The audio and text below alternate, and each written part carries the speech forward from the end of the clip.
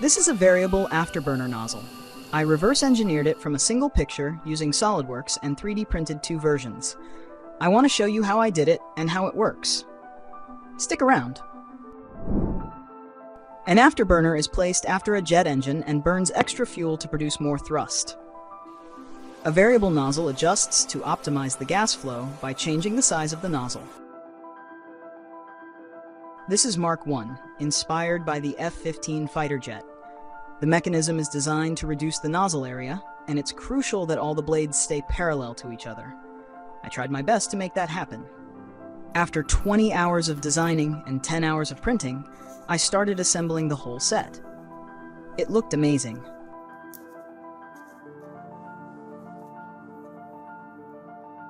But there was a small problem. I missed something. I didn't account for the fact that my main blade had more than 1 degree of freedom, so it moved in all directions. I decided to redesign the entire nozzle.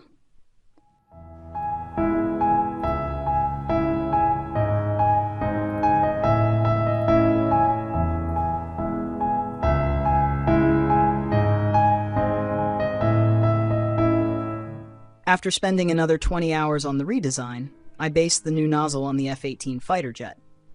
The main mechanism, which reduces the nozzle area, remains the same, but I changed the linkages and added an extra blade outside the nozzle, just like the F-18.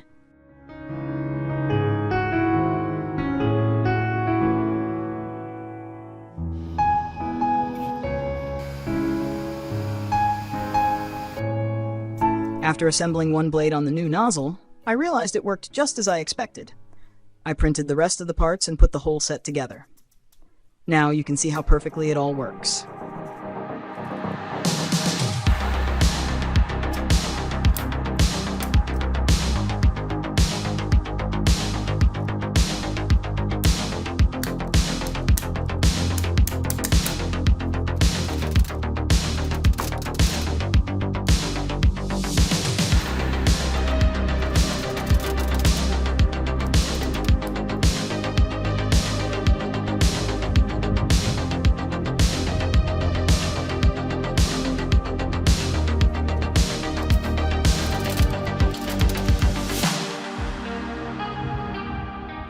I'm really satisfied with this project.